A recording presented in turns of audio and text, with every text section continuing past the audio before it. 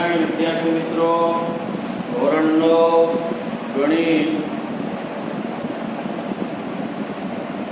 પ્રકરણ 9 સમાંતર બાજુ ચતુષ્કોણ અને ત્રિકોણનું ક્ષેત્રફળ. કાલે આપણે પ્રમેય અને છઠ્ઠો એક્ઝામ્પલ લીધેલો 9.2 અને ઉદાહરણ એક્ઝામ્પલ 6, 5 અને 7 લેશું અને 9મા સ્વાધ્યાયના ચોથાના પહેલા બીજાની ગણતરી કરીશું. સમાંતર બાજુ ચતુષ્કોણ PQRS માં પાયા PQ ને અનુરૂપ ભેદ SM, પાયો કયો છે PQ ને એને અનુરૂપ ભેદ SM અને પાયા QR ને અનુરૂપ ભેદ SN છે. જો PQ બરાબર 15 સેમી, SM બરાબર 6 સેમી, SN બરાબર 10 સેમી હોય તો પાયો QR શોધો. સાથે સાથે PQRS ની પરિમિતિ પણ શોધો. આપણે એની આકૃતિ દોરીએ તો આપણે આ સમાંતર બાજુ ચતુષ્કોણ છે, નામ આપી દઈએ PQRS. હવે પાયો PQ છે અને S માંથી SM દોરવાનો છે. તો મિત્રો આપણે અહીંયા આગળ આ બાજુને લંબાવવી પડે. S માંથી અને અનુરૂપ ભેદ દોરવાનો છે. તો અહીંયા આગળ કાટખૂણો બને.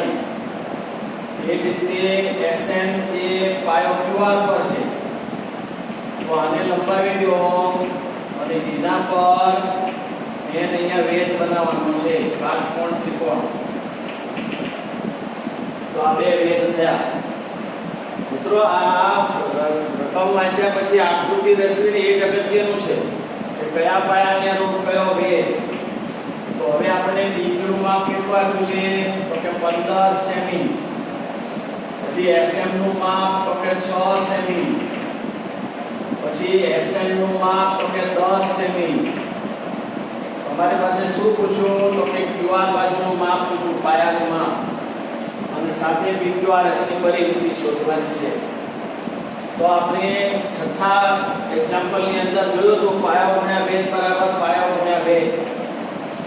તો PQ પાયો છે એને ગુણ્યા ભેદ SM છે અને બરાબર પાયો QR છે એનો ભેદ SN છે. એક જ ચતુષ્કોણ સમાંતર બાજુ માટે ક્ષેત્રફળમાં કંઈ ફેર ન પડે.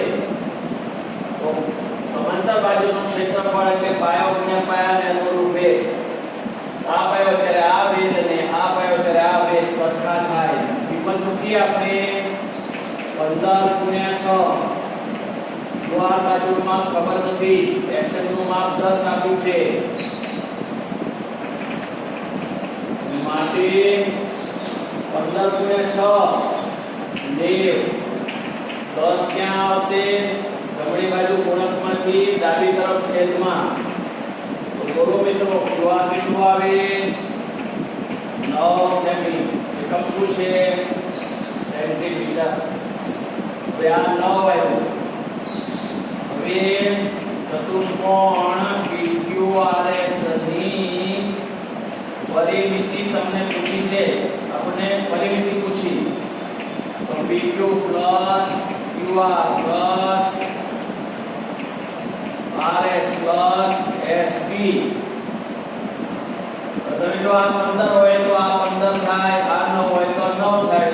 તો ચાલો PQ 15 અને RS 15, QR 9, SB 9.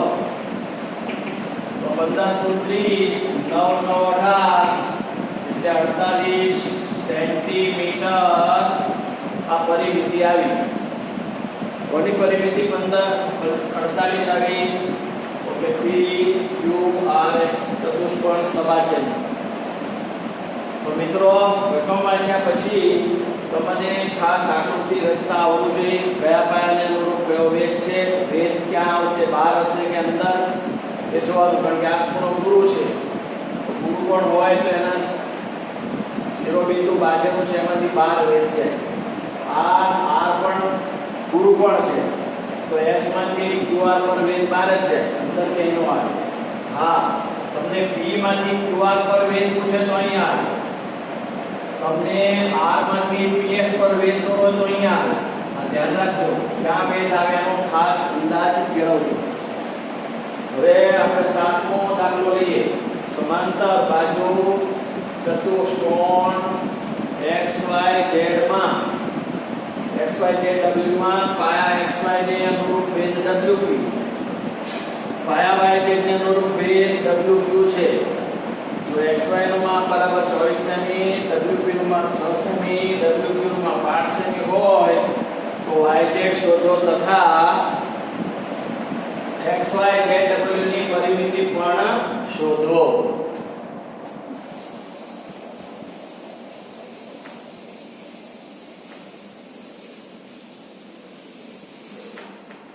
હવે મિત્રો આપણે એની આકૃતિ રચીએ. હમણાં દોરીથી આવી કેવા પ્રકારની આકૃતિ થશે. હવે અહીંયા આપણે x y z w દોર્યો સમાંતર બાજુ ચતુષ્કોણ.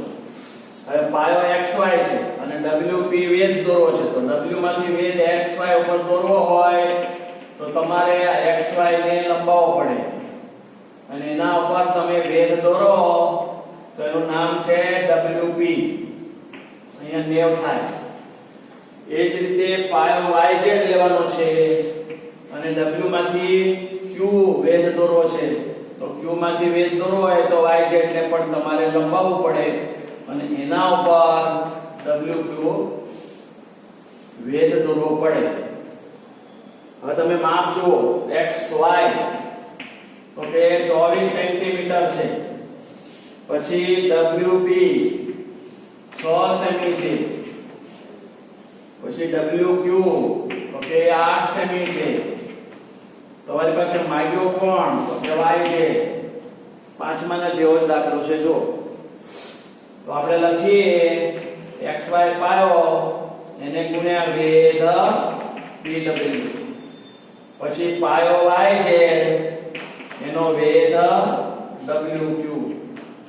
કિંમત મૂકીએ xy 24, pw 6, yz ખબર નથી, wq 8 સેમી. હવે તમે જો 24 ગુણ્યા 6 ને છેદમાં 8 બરાબર yz ગુણક છે છેદમાં 8 તેરી 24 ને 6 તેરી 18 તો yz બરાબર 18 સેમી આપણને પ્રાપ્ત થયું.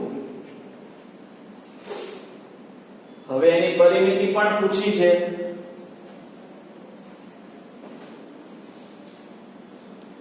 તો પરિમિતિ લેતા ચારે બાજુનો સરવાળો અહીંયા લખીએ આપણે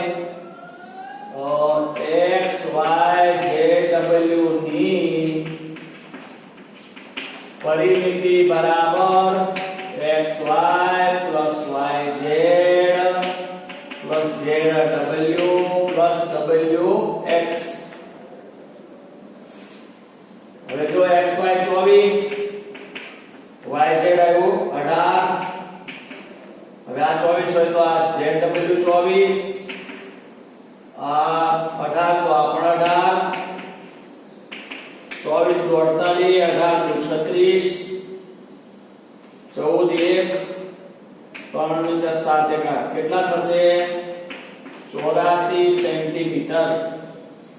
તો આમ આપણને xy zw ની પરિમિતિ મળી 84 સેન્ટીમીટર. તો મિત્રો આ રીતે આ બધા સ્વાધ્યાયના દાખલાઓ આવશે. પ્રકરણ 9 ની અંદર મેક્સિમમ પૂછાય એવું 4 ગુણમાં 2 પ્રમેય 9.1 9.2 અને બાકીના આ બધા 2 ગુણમાં દાખલાઓ પૂછી શકાય. 2 ગુણમાં 1 ગુણમાં ખાલી જગ્યામાં ખરા ખોટામાં વિકલ્પમાં. તો એ ધ્યાન રાખીને આપણે ગણીએ. હવે આપણે જોઈએ છે લંબચોરસ સ્વાધ્યાય 9 ની અંદર દાખલા નંબર 1 છે ને એ ખરા ખોટા છે, બીજો છે એ વિકલ્પ છે, ત્રીજો છે એ ખાલી જગ્યા છે અને ચોથો છે એ આવા 2 ગુણના દાખલાઓ છે. આનું એસાઇનમેન્ટ હું આપીશ. સ્વાધ્યાય 9 નું ખરા ખોટા ખાલી જગ્યા વિકલ્પ અને આ 2 ગુણના દાખલાઓ, એ ચારે પ્રશ્નોનું એસાઇનમેન્ટ આપીશ. એ આપ કરશો. એમાં ન આવડતા દાખલાઓ આપણે પાછા ગણીશું. હવે જોઈએ 9 સ્વાધ્યાય દાખલા નંબર 1 નો પહેલો. લંબચોરસ ABCD માં AB બરાબર 12 સેમી, BC બરાબર 7 સેમી હોય તો એરિયા ઓફ ABCD શોધો. તો તમે જો હવે એક લંબચોરસ દોરીએ આપણે. ABCD માં AB નું માપ વધુ છે તો આપણે AB લખીએ અને અહીંયા CD લખીએ. AB નું માપ 12 સેમી છે અને BC નું માપ છે 7 સેમી છે. આપણે જાણીએ છીએ કે લંબચોરસમાં લંબાઈ છે તે પહોળાઈથી વધુ હોય. હવે આપણે ક્ષેત્રફળ શોધવું છે. લંબચોરસનું ક્ષેત્રફળ. તો લંબચોરસ ABCD નું ક્ષેત્રફળ બરાબર લંબાઈ ગુણ્યા પહોળાઈ. તો 12 ગુણ્યા 7 એકમ સેન્ટીમીટર. ક્ષેત્રફળનો આ માપ સેન્ટીમીટર છે પણ ક્ષેત્રફળ 84 સેન્ટીમીટર સ્ક્વેર આવે. જો પરિમિતિમાં ખાલી સેમી આવે, ક્ષેત્રફળમાં સ્ક્વેર આવે. લંબચોરસ ABCD નું ક્ષેત્રફળ લંબાઈ ગુણ્યા પહોળાઈ. લંબાઈ 12 સેમી, પહોળાઈ 7 સેમી. પછી એનું જ્યારે ક્ષેત્રફળ બની જાય તો એરિયા ઓફ ABCD માં 84 સેમી સ્ક્વેર એકમ લાગુ પડે. હવે આવે છે ચોરસ XYZW માં XY 17 હોય તો એરિયા ઓફ XYZW શોધો. તો આપણે લખીએ ચોરસ. તમે જાણો છો ચોરસની ચારે બાજુ XYZW ચોરસ છે. XY 17 છે તો આ પણ 17 થાય, આ પણ 17 થાય, આ પણ 17 થાય. તો ચોરસ XYZW નું ક્ષેત્રફળ બરાબર બાજુનો વર્ગ. એ સૂત્ર લાગુ પડે. લંબાઈનો વર્ગ. તો એની લંબાઈ જ્યારે સરખી હોય એનું જે માપ હોય એનું બતાવવાનું. તો અહીંયા 17 સેમી છે તેનો વર્ગ કરો તો શું મળશે? 283 સેન્ટીમીટર સ્ક્વેર. 289 17 નો વર્ગ. તો એ મિત્રો તમને ખબર હશે. ત્યાર પછી એમાં એક ત્રીજો દાખલો છે, એ પણ આપણે લઈએ. જો આ એક જુદી જુદી પેટર્નના એક્ઝામ્પલો છે. એક લંબચોરસ છે, એક ચોરસ છે, એક સમાંતર બાજુ છે. એમાં પરિમિતિ પૂછી છે, વેધ પૂછ્યા છે, વેધ આપેલા હોય વગેરે. તો લખ્યું છે ચોરસ ABCD માં AC બરાબર 16 સેમી હોય તો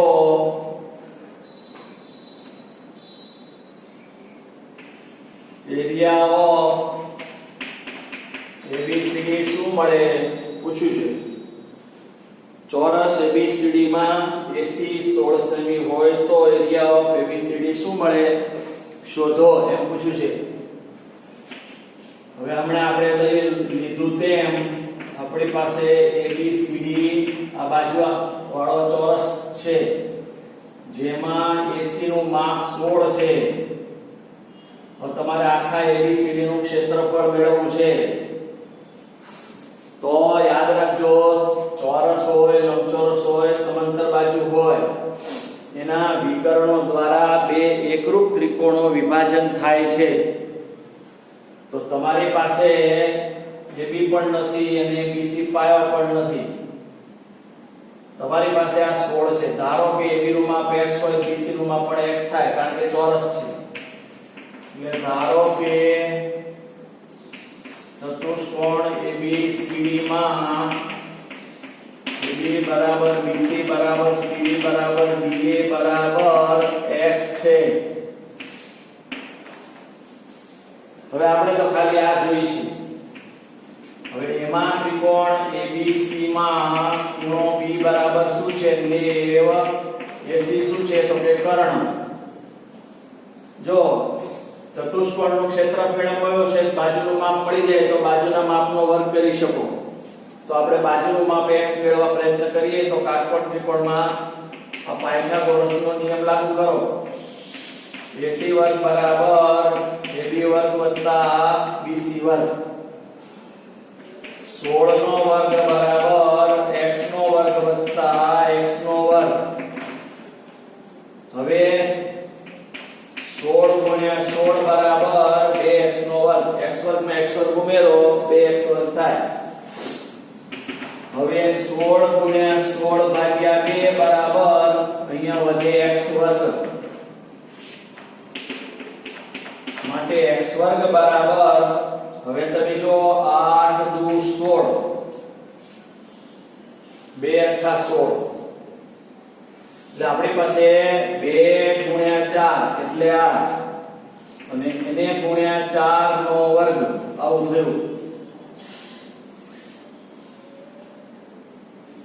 એમ ન કરવું હોય તો બધાનો ગુણાકાર કરી નાખો. 16 8 128 શું થશે? 16 8 6 48 4 8 4 4 12 128. હવે 128 એટલે 64 ગુણ્યા 2 4 દુ 8 6 દુ 12 એટલે અહીંયા આગળ x બરાબર વર્ગમૂળમાં 64 ગુણ્યા 2 એટલે 8 વર્ગમૂળ 2 આ x આવ્યું. હવે તમે જાણો છો કે તમને મેં એમ કહ્યું કે આ x નું માપ આવ્યું 8 વર્ગમૂળ 2 સેમી. AB નું માપ આવ્યું 8 વર્ગમૂળ 2 તો BC નું 8 વર્ગમૂળ 2, CD નું પણ 8 વર્ગમૂળ 2, AD નું પણ 8 વર્ગમૂળ 2. હવે તમારે એરિયા ઓફ ABCD લેવું છે તો બાજુનો વર્ગ કરો. જો અહીં મળી જ ગયેલો છે તમને ક્ષેત્રફળ મળી ગયું છે ઓલરેડી. ક્ષેત્રફળ ચોરસનું ક્ષેત્રફળ શું થાય? બાજુનો વર્ગ 128. પણ આપણે બાજુનું માપ જાણતા નહોતા એટલે આ બાજુનું માપ 8 વર્ગમૂળ 2 મેળવ્યું. તો 8 વર્ગમૂળ 2 એનો વર્ગ 8 નો વર્ગ 64 વર્ગમૂળ 2 નો વર્ગ 2 તો 128 સેન્ટીમીટર સ્ક્વેર.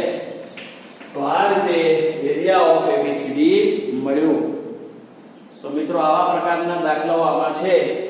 તો પહેલા તો તમારે ચોરસ હોય એની બાજુના માપ સરખા હોય એનું x ધાર્યું, કર્ણ આપેલો છે, કાટકોણ ત્રિકોણ લીધો, x મેળવ્યું. હવે x મેળવ્યું એનો પાછો વર્ગ કરવાનો આવ્યો તો એ વર્ગ તો હતો જ પણ તે એમ ન લખાય. આ રીતે એને સ્પષ્ટતા કરવી પડે. તો આવી રીતે ચોરસનું ક્ષેત્રફળ આપણને પ્રાપ્ત થયું.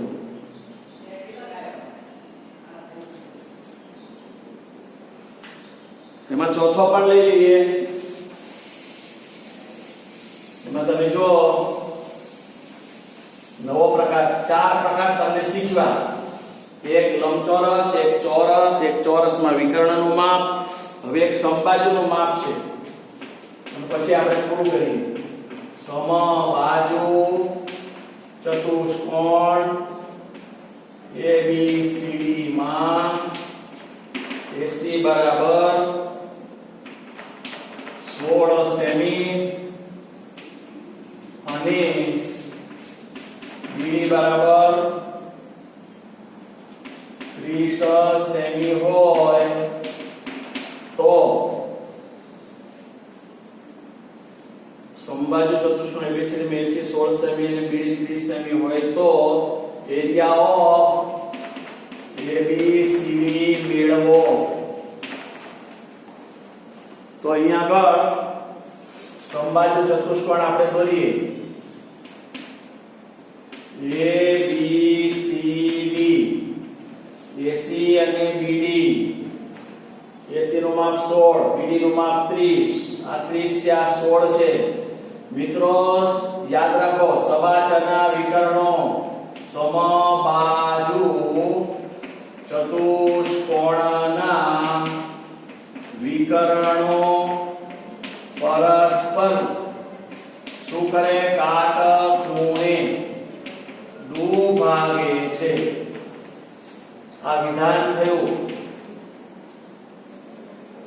તો તમારી પાસે આ અહીંયા માની લો કે M બિંદુમાં બંને AC અને BD વિકર્ણો દુભાગે છે. તો AM નું માપ શું થાય? 1/2 AC. 1/2 ગુણ્યા કેટલું માપ છે? AC નું 16. તો AM નું માપ કેટલું આવે? 8. તો આ રીતે AM નું માપ મળ્યું.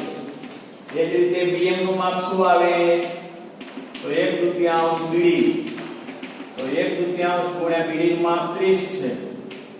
તો એનું માપ કેટલું આવશે? 15. તો BM નું માપ આવ્યું 15. હવે તમારી પાસે ત્રિકોણ કયો આવ્યો? AMB માં કયો? AMB. આ કાટકોણ ત્રિકોણ કયો? યાદ રાખો. હવે એમાં AB કર્ણ છે. તો AB વર્ગ બરાબર AM વર્ગ વત્તા BM વર્ગ થાય.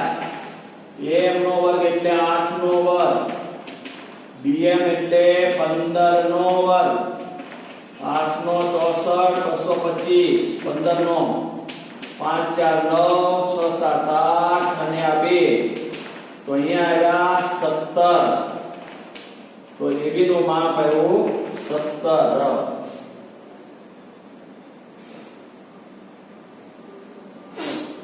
તો હવે ચતુષ્કોણનું માપ મેળવવું છે એને ગુણ્યા. હવે સમબાજુ ચતુષ્કોણનું ક્ષેત્રફળ છે વિકર્ણનો ગુણાકારથી પણ મળે. તો સમબાજુ ચતુષ્કોણનું ક્ષેત્રફળ બરાબર